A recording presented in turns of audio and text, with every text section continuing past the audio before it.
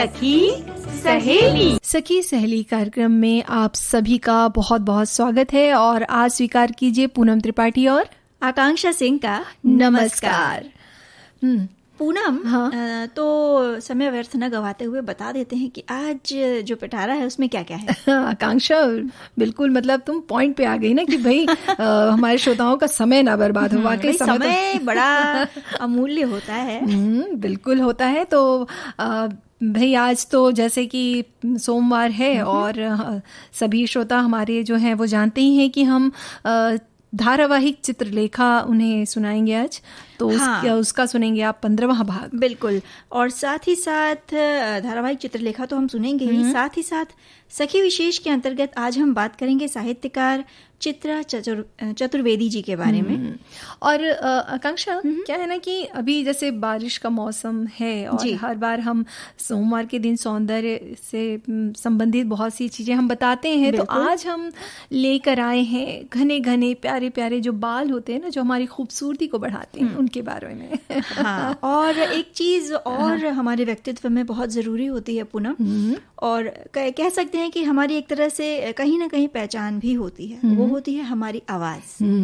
तो अपनी आवाज का कैसे रखें ध्यान, तो ये भी हम सुनेंगे आज ना। और साथ ही साथ आज एक खास दिवस है, नेल्सन मंडेला अंतर्राष्ट्रीय दिवस। अच्छा पूनम, संसार में ना कुछ लोग ऐसे होते हैं जो सभी के लिए एक मिसाल बन जाते हैं।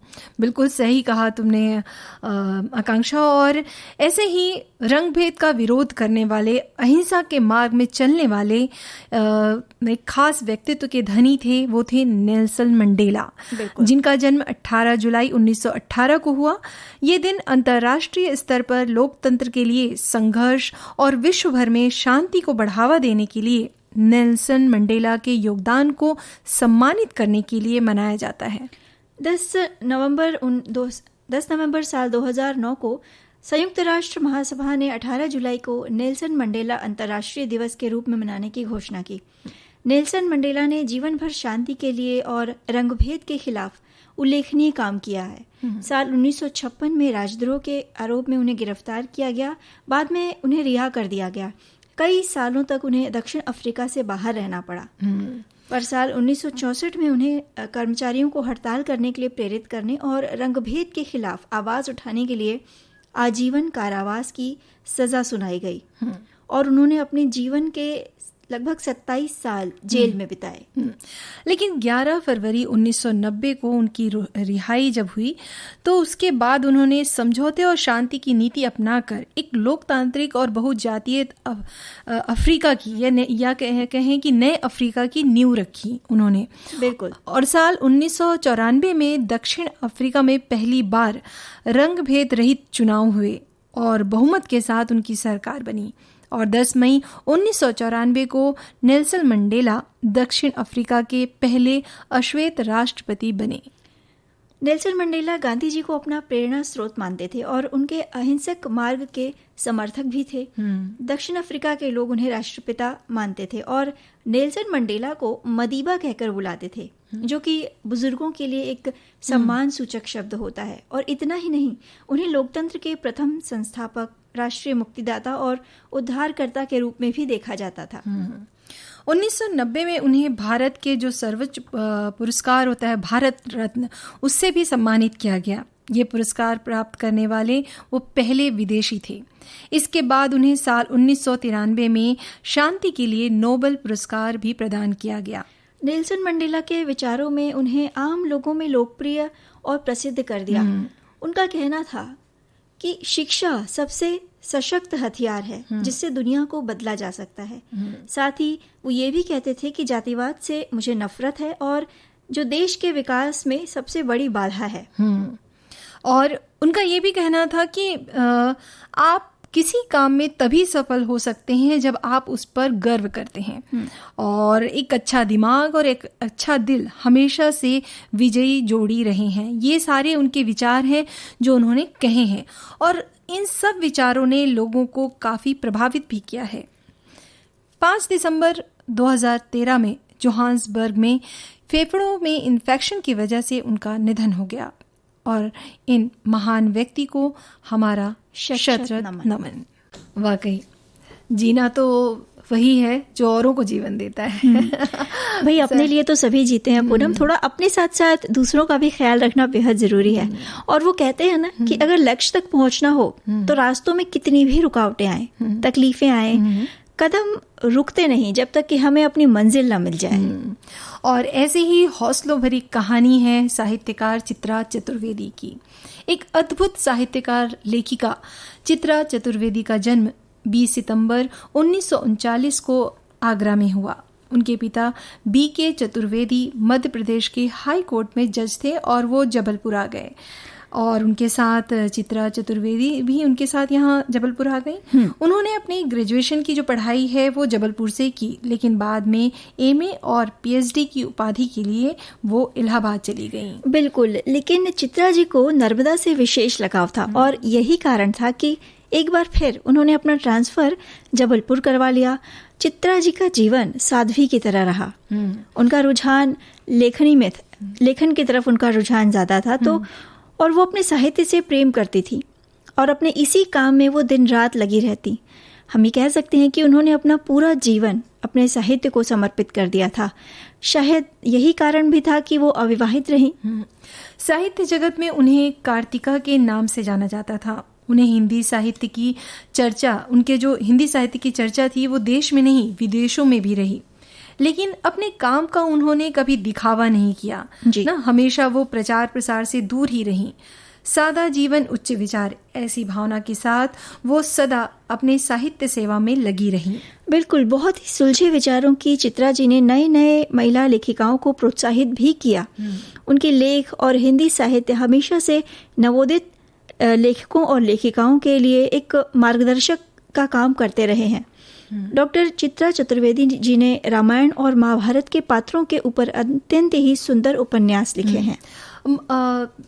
आकांक्षा, महाभारती एक ऐसा ही उपन्यास है जो चित्रा जी ने लिखा था, जिसमें उन्होंने द्रौपदी को केंद्र में रखकर लिखा था।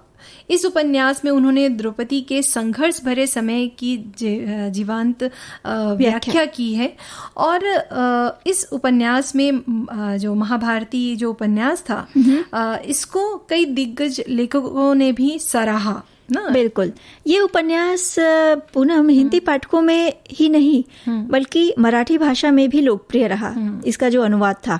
तो इस तरह उन्होंने ढेरों चर्चित उपन्यास लिखे, जैसे अम्बा नहीं मैं भीष्मा, तनया, वैदेही के राम और वैजयंती। इस तरह साहित्य में विशेष योगदान के लिए उन्हें मध्य प्रदेश साहित्य परिषद अवार्ड और उत्तर प्रदेश हिंदी संस्थान अवार्ड से सम्मानित भी किया गया। उम्र के आखिरी समय तक, यानी कहना चाहिए कि जब वो बीमार अवस्था में थी तब तक वो इस क्षेत्र में सक्रिय रही आकांक्षा। और उन्होंने इतने सारे जो जैसे उन्होंने हमने पढ़ा कि बहुत सारे साहित्यों का उन्होंने वर्णन किया है, लिखा है। तो एक चीज और है कि उनके साहित्य में एक चीज देखने को मिलती है, वो ये कि उनकी जो कहानियां होती थी वो महिला प्रधान होती थी और महिलाओं के वो कमजोर पक्ष को नहीं, उनके जो मजबूत पक्ष होते हैं सशक्तिकरण को दिखाया है उन्होंने। तो वो ऐसे जो विचार वाली महिला थी, तो उन्होंने अपने लेखन में भी उन विचारों को प्रस्तुत किया है। बिल्कुल। और बहुत नए सिरे से उन कहानियों को बताया है ना। तो ऐसी तरह वो बहुत लंबे समय तक अपने साहित्य क्षेत्र में सक्रिय रही और 8 सितंबर 2009 को इन अद्भुत विदुषी जो साहित्यकार हैं, इन्होंने आखिरी सांस ली और उनका जाना जो है साहित्य जगत में एक बहुत बड़ी क्षति है, कहना चाहिए। ऐसी महिला को हमारा शत नमन है। और पूनम, उनकी जो रचनाएं हैं वो कह सकते हैं कि जो हम जैसे हमारी पीढ़ी है, जो अगली पीढ़ी है, वो पढ़ के कुछ न कुछ उससे शिक्षा जरूर ग्रहण करेंगे। जब आवाज मधुर रहती है तो जो गीत है ना उसमें 4 चांद लग जाते हैं। वो तो है ही। हमारे एक श्रोता कह रहे हैं कि एक खूबसूरत चेहरा जरूरी नहीं हर किसी को अपनी तरफ आकर्षित करे, लेकिन एक मीठी बोली भीड़ में भी हर किसी को अपनी तरफ खींचने में कामयाब रहती है। आवाज का जादू वो हुनर है जिससे लोग चाहकर भी अपना ध्यान हटा नहीं पाते। और गायक गायिका अपनी आवाज़ को मधुर बनाए रखने के लिए घंटों रियाज करते हैं। इसके साथ क्या खाना पीना है इसका भी ध्यान रखते हैं। बात बिल्कुल सच है पूनम। वो कहते हैं कि आवाज़ जितनी मधुर होती है वो अपनी ओर उतना ही खींचती है। मतलब अगर भीड़ में एक सुरीली आवाज़ आपको सुनाई देगी, भले किसी गीत के रूप में या वाक्य के रूप में, तो आपकी नजर जरूर एक बार उधर जाएगी, आकर्षित होगी ही। और सोचो ना आकांक्षा, आज हम विविध भारती से जुड़े हैं, आवाज की दुनिया ही है ये कहना चाहिए। आज हम श्रोता कहीं भी बैठा है, किसी देश के किसी भी कोने में बैठा है और हमारी सिर्फ आवाज से वो पहचान जाता है कि आवाज किसकी है ना। हाँ, तो आवाज हमारे व्यक्तित्व में कितना प्रभाव डालती है आप सोचिए, और हमारी पहचान भी होती है। लेकिन इस आवाज को बचाए रखने के लिए इसका ध्यान भी रखना जरूरी है। वाकई अपनी आवाज अपनी पहचान है ना। और इस आवाज को बचाए रखने के लिए पूनम जरूरी है कि हम कुछ बातों का ख्याल रखें। जैसे ठंडी और गर्म हवा से हमें अपने आप को बचाना है। खासकर जब मौसम बदलता है उस समय जो गले में खराश है या खांसी है या जुकाम की दिक्कत बढ़ जाती है, तो उस समय थोड़ी सी सावधानी बरतनी बेहद जरूरी है। और साथ ही साथ खान पान पे हमें ज्यादा ध्यान रखना होगा, क्योंकि गलत खान पान की वजह से, जैसे अगर अधिक शीतल पेय हम पी रहे हैं या बहुत ठंडा खा रहे हैं या बहुत अधिक गर्म खाने से भी गले को नुकसान पहुंचता है। बिल्कुल सही बात है। और कहते हैं ना कि एक प्रकार की एसिड जो होती है ना, वो उसकी समस्या होने लगती है, जिससे कि खांसी, जैसे बताया आपने कि खांसी है ना, गले में कुछ अटकना और जीभ पर भारीपन ऐसा लगने लगता है। तो इसलिए खान पान पे तो जरूर ध्यान देना चाहिए ना। अधिक मिर्च बहुत तीखा खाना नहीं खाना चाहिए। और खासकर जब आप बाहर निकलें ना, बहुत ज्यादा धूल हो या धूप हो, तो ऐसी जगहों पे जाने से बचें।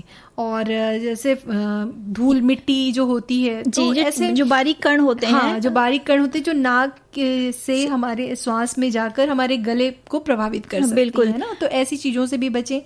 और कई बार ऐसा होता है कि हम बहुत ज़्यादा भीड़ भाड़ वाली जगह में चले जाते हैं, जहाँ पर हमें आपस में बात करने के लिए बहुत जोर जोर से बोलना पड़ता है। तो ऐसे में क्या होती है, जो हमारी स्वर तंत्र होता है उसमें जोर आता है, बिल्कुल जोर आता है, और जिसके कारण हमारे गले को या हमारी आवाज़ को प्रभावित कर सकता है ये ना। तो तनाव से बचना बेहद ज़रूरी है। साथ ही साथ शरीर को आराम दें, पूरी नींद लें, मतलब भरपूर नींद लें।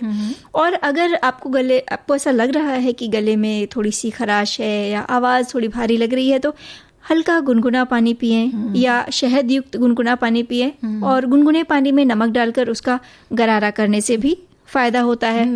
साथ ही अपनी आवाज़ की देखभाल करने के लिए आवाज़ से जुड़े या गले से जुड़े कुछ अभ्यास होते हैं, वो भी करें।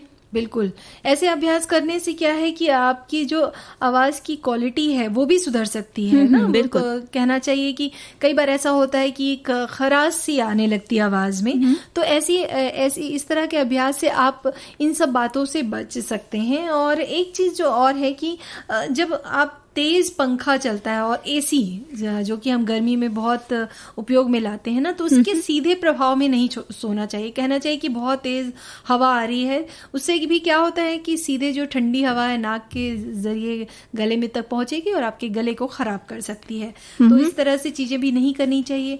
अब जैसे तुमने पहले ही बताया कि बहुत जल्दी ठंडे से गर्म स्थान और गर्म स्थान से ठंडे में नहीं जाना चाहिए। जैसे कि एसी से जब खासकर गर्मी में, अब एसी से तुरंत निकल के आप गर्म बाहर धूप में ना जाएं, बिल्कुल। तो क्या होगा, इससे गले को बहुत जल्दी प्रभाव पड़ता है ना इन सब बातों से जी। और कुछ घरेलू उपचार, हाँ बिल्कुल भाई, बहुत से श्रोता ने तो हमको लिखकर भेजा भी है। एक श्रोता लिखते हैं, वो लिखते हैं कि आवाज़ को ठीक करने के लिए आप सोंठ का भी इस्तेमाल कर सकती हैं। इसके लिए सबसे पहले 100 ग्राम सोंठ लें और इसमें 2 ग्राम हींग और 4 ग्राम लौंग मिलाएं। इसके बाद सभी सामग्री को पीस कर चूर्ण तैयार कर लें इसका, और इस चूर्ण को सुबह शाम गुनगुने पानी के साथ लें तो गला तुरंत ठीक हो जाएगा, ऐसा उनका कहना है। बिल्कुल भाई, लेकिन हम तो यही कहेंगे कि अगर आपको गले में ज़्यादा तकलीफ है तो डॉक्टर के पास जाकर उनकी सलाह ज़रूर लें।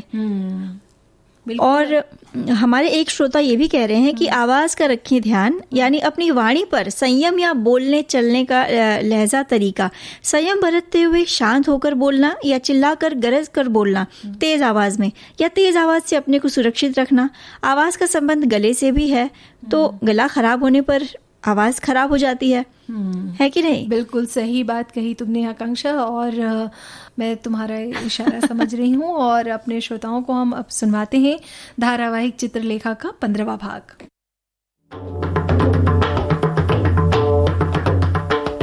चित्रलेखा।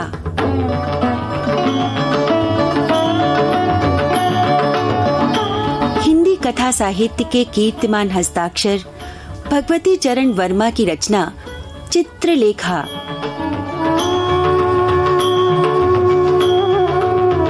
मानव मन के सागर में पाप और पुण्य का विचार मंथन चित्रलेखा।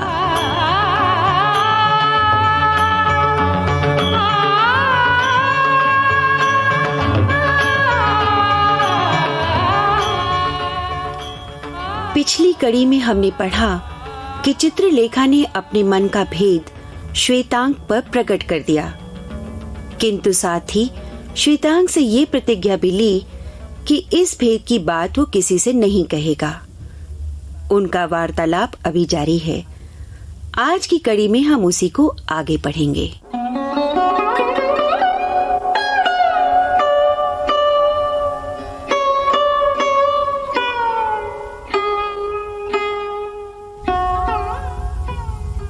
मुझे ऐसा अनुभव होता है मानो मेरा और कुमारगिरी का युग युगांतर का संबंध है। आज उस सभा में उस योगी ने समस्त भारतवर्ष के अखंड विद्वानों पर विजय पाई। प्रत्येक व्यक्ति उससे प्रभावित था,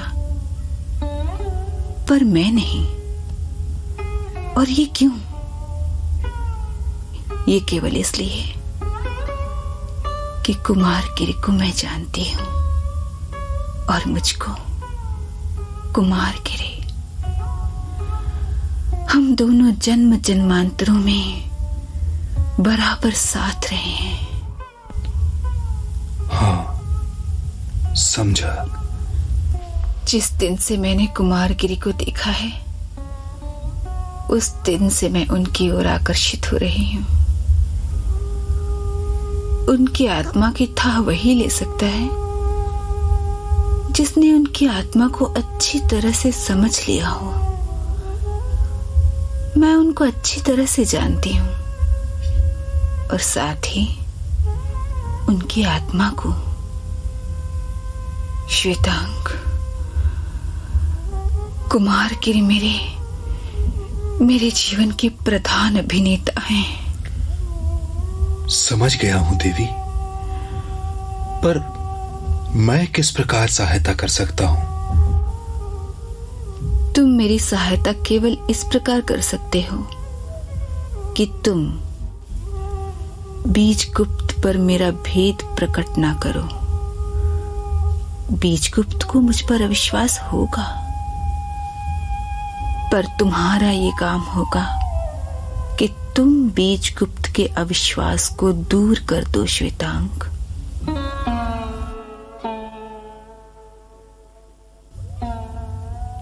श्वेतांग कुछ सोचने लगा। चित्रलेखा ने उससे जो कुछ कहा था उसको करना श्वेतांग के लिए कठिन था। बीजगुप्त उसका स्वामी था। बीजगुप्त को धोखा देना स्वामी के साथ विश्वासघात करना था, पर साथ ही चित्रलेखा भी उसकी स्वामिनी थी। और साथ साथ चित्रलेखा ने श्वेतांग के मुखांकित भाव पढ़ लिए। उसने मदिरा का पात्र फिर भरकर श्वेतांग के होठों से लगा दिया। उस समय चित्रलेखा मुस्कुरा रही थी। श्वेतांग ने पात्र खाली कर दिया। उसी प्रकार मुस्कुराते हुए चित्रलेखा ने पूछा, बोलो, क्या तुम मेरी ये प्रार्थना स्वीकार करोगी?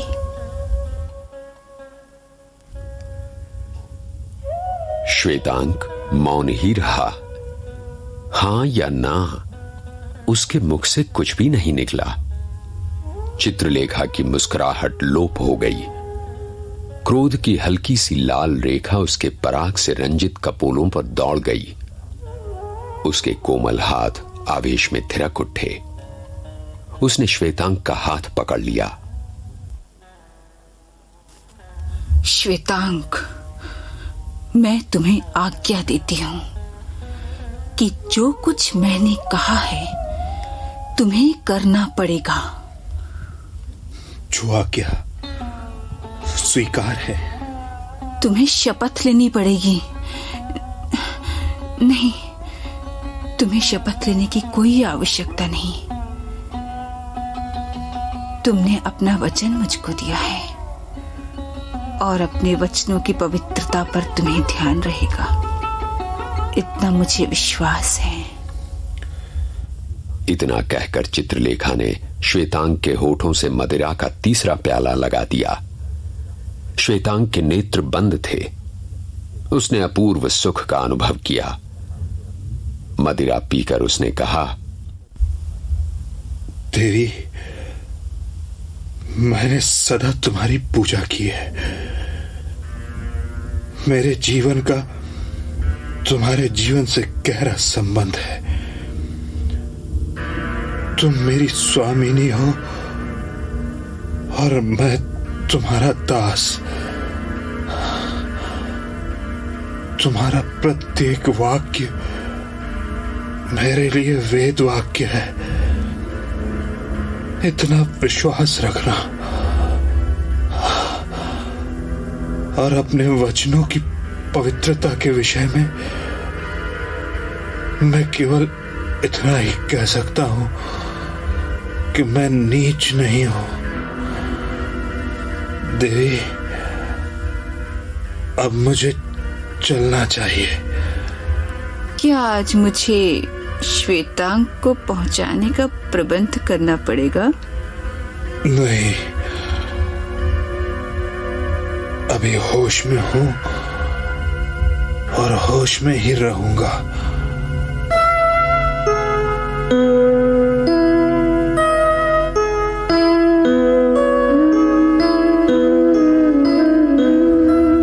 जिस समय श्वेतांग भवन में लौटा, उसने बीजगुप्त के अध्ययन भवन में प्रकाश देखा। बीजगुप्त उसकी प्रतीक्षा कर रहा था। श्वेतांग ने अध्ययन गृह में प्रवेश किया। बीजगुप्त उस समय बैठा हुआ कुछ सोच रहा था। आज तक श्वेतांग ने बीजगुप्त को चिंतित न देखा था। बीजगुप्त के सामने मदिरा का रिक्त पात्र था और था चिंता का अथाह सागर। कल्पना के उद्यान में भय के तप्त वायु का झोंका था। सुख के साम्राज्य में दुख की क्रांति थी। श्वेतांग को देखकर बीजगुप्त मानो निद्रा से चौंक उठा। तुम आ गए? बहुत देर लग गई। श्वेतांग, तुम मेरे प्रश्न का उत्तर नहीं दे रहे हो, क्या कारण है? हाँ स्वामी, स्वामिनी की प्रतीक्षा में मुझे देर लग गई। चित्रलेखा की प्रतीक्षा में? क्या कहा? जिस समय तुम चित्रलेखा के भवन पर पहुंचे उस समय वो वहां नहीं थी। स्वामी का अनुमान ठीक है। चित्रलेखा अपने भवन में नहीं थी। तुम्हें शायद उसने ये तो बताया होगा कि वो कहां गई थी। श्वेतांग झिझका। उसे अपनी प्रतिज्ञा और शपथ का स्मरण हो आया। श्वेतांग के हृदय में तर्क वितर्क उठ खड़े हुए, पर निर्णय पर पहुंचने के लिए उसके पास यथेष्ट समय न था। उसने बिना किसी हिचकिचाहट के उत्तर दिया, स्वामिनी ने तो कुछ नहीं कहा, पर ऐसा प्रतीत होता है कि वे मंत्री चाणक्य के यहां आमंत्रित थीं। बीजगुप्त के हृदय से एक भार सा हट गया। उसके हृदय में न जाने कैसे ये धारणा उत्पन्न हो गई थी कि चित्रलेखा संभवतः कुमारगिरी की यहां गई थी। श्वेतांग के इस उत्तर से उसका भय दूर हो गया। उसने श्वेतांग से फिर पूछा, हाँ, अब बताओ, तुमने चित्रलेखा को बधाई दी थी? हाँ, पर चित्रलेखा ने मुझसे यह कहा कि वह बधाई की पात्र नहीं है। अपनी विजय पर उसे गर्व न था, उसे उस पर सुख भी न था। मुझे इस पर आश्चर्य हुआ। चित्रलेखा को अपनी विजय पर दुख था। श्वेतांक, मैंने तुमसे क्या कहा था? चित्रलेखा का अपनी विजय स्वीकार न करना ही इस बात का द्योतक है कि चित्रलेखा की पराजय हुई। स्वामी के अर्थ को कुछ कुछ समझ सका हूं। कुछ कुछ समझने के कोई अर्थ नहीं होते। यदि तुम समझ सकते हो तो पूर्णतया, नहीं तो बिल्कुल ही नहीं। श्वेतांक, ये याद रखना कि मनुष्य स्वतंत्र विचार वाला प्राणी होते हुए भी परिस्थितियों का दास है। और यह परिस्थिति चक्र क्या है? पूर्व जन्म के कर्मों के फल का विधान है। मनुष्य की विजय वहीं संभव है जहां वो परिस्थितियों के चक्र में पड़कर उसी के साथ चक्कर ना खाए, वरन अपने कर्तव्य का विचार रखते हुए उस पर विजय पावे। चित्रलेखा परिस्थितियों के चक्र में पड़ गई है। कुमारगिरी का उसके जीवन में आना उसके लिए घातक है, और उसका कुमारगिरी के जीवन में आना कुमारगिरी के लिए घातक है। दुर्भाग्यवश दोनों ही एक दूसरे के जीवन में बिना जाने हुए अपनी अपनी साधनाओं को भ्रष्ट करने के लिए आ गए हैं। भगवान ही उनकी सहायता कर सकता है।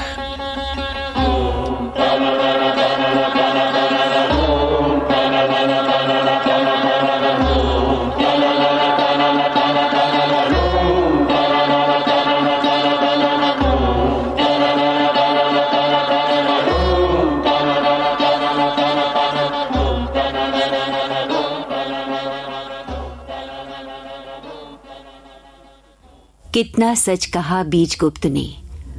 स्वतंत्र विचार वाला प्राणी होते हुए भी मनुष्य परिस्थितियों का दास है। कुमारगिरी और चित्रलेखा परिस्थिति के चक्रवात में फंसकर ही तो एक दूसरे के जीवन में आए हैं।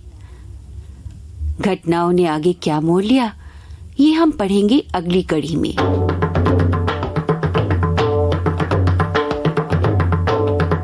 आज की कड़ी में हमारे समक्ष थे बीजगुप्त, चित्रलेखा और श्वेतांक। इन पात्रों को साकार करने वाले अभिनेता थे कमल शर्मा, दिशि दुग्गल और अमरकांत।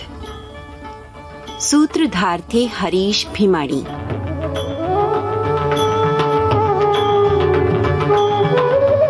इस रेडियो पठन को श्रोताओं तक पहुंचाने में सहायक हैं राजेश मलिक तथा इस प्रसारण की परिकल्पना और प्रस्तुति विजय लक्ष्मी छाबड़ा और लोकेंद्र शर्मा।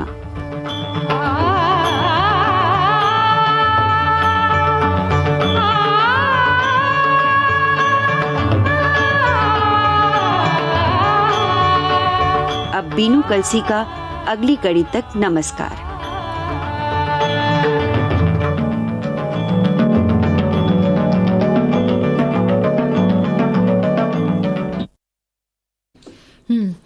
आकांक्षा, अभी थोड़ी देर पहले हम बात कर रहे थे ना आवाज की ना। बिल्कुल।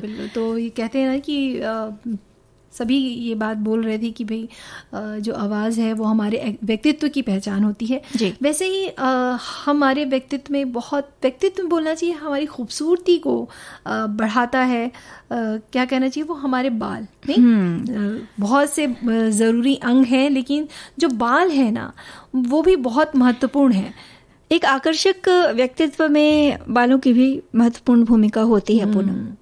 वो तो सच है। और कहते हैं ना कि जुल्फें जो होती हैं उसके लिए बहुत सी गीत भी बने हैं ना, कहानियां भी बनी है, बहुत से कविताएं भी हाँ भाई, जब तारीफ की जाती है किसी की तो कोई आंखों की तारीफ करता है, कोई रंग की तारीफ करता है, कोई सूरत की तारीफ करता है, कोई सीरत की तारीफ करता है, तो इसी तरह कोई जुल्फों की भी तारीफ करता है। वाकई क्या जुल्फे हैं। लेकिन इन जुल्फों को, इन बालों को संभालने का भी बहुत बड़ा, क्या कहना चाहिए, बहुत ज़रूरी है इनको संभालना ना। तो हमारे एक श्रोता जो हैं वो लिखते हैं कि बारिश जो है वो चालू हो गई है और बारिश में बालों का विशेष ध्यान रखना पड़ता है। गीले बालों को सुखाकर ही बांधें और नहीं तो फंगस का डर रहता है। सप्ताह में एक बार बालों में तेल लगाकर ज़रूर धोएं और गीले बालों में मोटे कंघी से कंघी करें, वरना बाल बहुत टूटेंगे। और घरेलू उपाय में वो लिखती हैं कि शहद, दही, एलोवेरा, प्याज का रस, मेथी के दाने को पीस कर भिगो कर उस पेस्ट को भी लगा सकते हैं। उनका ये कहना है कि शायद ये अलग अलग मतलब लगा सकते हैं, एक साथ तो ऐसा लिखा नहीं है उन्होंने, और जिससे बाल चमकदार और सिल्की रहेंगे, ऐसा उनका कहना है। तो भाई पूनम, लहराती उड़ती काली घनी जुल्फे तो सबको अच्छी लगती हैं, लेकिन उनका ख्याल भी रखना उतना ही ज़रूरी है। अब जैसे कि तुमने कहा कि भाई, हमारे श्रोता ने कहा कि नारियल तेल हफ्ते में एक बार नारियल तेल से अपने सर की मालिश ज़रूर करें। तो इतनी भागती दौड़ती ज़िंदगी में आजकल यही तो हम भूल जाते हैं। हमें रहती है जल्दी, ख्याल तो रखना पड़ेगा। हाँ, ख्याल तो रखना पड़ेगा। तो हफ्ते में एक ही बार क्यों, दो बार तो कम से कम बालों में तेल लगाया जा सकता है। नारियल तेल लगाया जा सकता है। इसके अलावा कुछ इलाकों में सरसों का तेल भी लगाया जाता है बाल में, और वो भी काफ़ी फायदेमंद होता है। और रही कंडीशनर की बात, हाँ, तो घर पे जैसे कंडीशनर तो वैसे कहना चाहिए कि मार्केट में बहुत उपलब्ध हैं, लेकिन अगर घर पे अगर आपके पास समय है तो घर पर आप कंडीशनर बना सकते हैं। और उसमें क्या करना है कि 2 अंडे आप ले लें और उसका जो पीला भाग होता है उसमें थोड़ा जैतून का तेल, चाहे तो आप नारियल का तेल भी मिला सकते हैं, और उसमें थोड़ा सा पानी डालकर उसे पेस्ट जैसा बना लें और ब्रश की सहायता से लगा लें। तो ये बहुत ही अच्छा कंडीशनर होता है। अगर आप और लगाने, हाँ, लगा के 20 मिनट बाद इसे शैम्पू से धोना भी पड़ता है पूनम। बिल्कुल, क्योंकि फिर बिल्कुल। अच्छा, ये तो आपने जो घर पे कंडीशनर बनाने की बात कही, इसमें इसके अलावा भी घर पे कंडीशनर बनाया जा सकता है। जैसे ताज़ा दही ले लिया, खट्टा नहीं होना चाहिए। दही में अगर बेसन मिला के उसे भी एक कहते हैं ना हेयर पैक की तरह अपने बालों पे लगाया जा सकता है। पूरा उसे सूखने नहीं देना है, थोड़ी देर बालों पे लगा के छोड़िए और फिर 15 से 20 मिनट बाद उसे गुनगुने पानी से धो लीजिए। शैम्पू अगर आप एक दिन बाद बाल सूखने के बाद तेल लगा के फिर दूसरे दिन अगर शैम्पू करेंगे तो थोड़ा अच्छा रहेगा। अब मुझे तुम्हारे खूबसूरत बालों का राज पता चला आकांक्षा। भाई तुम यही इस्तेमाल करती हो, सही बात है। इसके अलावा और क्या क्या किया जा सकता है भाई? देखिए, इसके अलावा तो बहुत सी चीजें हैं जो प्रकृति ने हमें दी हैं, जैसे कि एलोवेरा है। तो एलोवेरा का रस जो होता है, वो एलोवेरा का पेड़ तो हर घर में उपलब्ध रहता ही है और बहुत आसान तरीके से हम इसे पा सकते हैं। तो एलोवेरा का जो जेल होता है उसको भी आप बालों के जड़ों में लगा सकते हैं। इसके अलावा जैसे इन्होंने बताया ही है कि मेथी के दाने जो हैं रात पर भिगो कर रख दें और उसको सुबह पीस कर उसका जो पेस्ट बनाकर भी लगा सकते हैं ना। तो ये बहुत आसान तरीका है और बहुत जल्दी करने वाला तरीका है, जिससे आप अपने बालों को स्वस्थ रख सकती हैं। साथ ही एक जो है एक गुड़हल का फूल आता है, जो लाल रंग का, जो देवी जी में चढ़ाया जाता है ना, सभी के घर में ये पाया जाता है। तो इस गुड़हल के फूल को भी पानी में उबाल कर इसका पेस्ट बना सकते हैं और इसको बालों में लगा सकते हैं। इससे क्या है आकांक्षा, इसको ना इसके बाद आपको शैम्पू करने की जरूरत बिल्कुल, ये नेचुरल कंडीशनर का भी काम करता है। बाल बेहद चमकीले से हो जाते हैं। और जो हम करते थे बचपन में, मुझे तो याद है मम्मी हमारी जो थी वो काली मिट्टी से हमारे बाल धोती थी। हमने तो कभी शैम्पू यूज किया ही नहीं। हमारे बचपन की बात कर रही हूँ, तो हमारे वाकई बाल बहुत ही घने और मुलायम रहते थे। क्या बात है। तो भाई पूनम, बाजार में तो कई तरह की चीजें, देखभाल करने वाले जो प्रोडक्ट्स हैं वो मिलते हैं, लेकिन कुछ घरेलू नुस्खों से भी हम अपने बालों को घना, काला और सेहतमंद बना के रख सकते हैं। अब जैसे हमारी श्रोता भी कह रही हैं कि अलसी के बीज भी लगाने से फायदा होता है। ये एक बहुत बढ़िया हेयर पैक है। तो ये जो कुछ घरेलू उपाय हैं किए जा सकते हैं। बिल्कुल किए जा सकते हैं। तो इन सब बातों का ध्यान रखिए और अपने बालों को चमकदार बनाइए, तभी तो आपको तारीफ मिलेगी। तो आकांक्षा, वाकई ये रेशमी जुल्फें और क्या बोलना चाहिए, इन आंखों को देखकर ही हम क्या भाई बहुत अपने खूबसूरत चीज जो होती है ना, बिल्कुल उनको तारीफ तो मिल ही जाती है। पूनम, ऐसी बात ये है ना कि अपने व्यक्तित्व में चाहे आप कैसे भी हों, अपने आप को आप जिस तरीके से हैं उसी तरह से स्वीकार करें और आपके पास जो है उसी को अच्छे से बना कर रखें। क्या बात बोली है तुमने वाकई। लेकिन अब क्या है ना, समय समाप्ति की ओर है। बिल्कुल। तो सभी से विदा लेते हैं। सभी को आकांक्षा सिंह और पूनम त्रिपाठी का नमस्कार।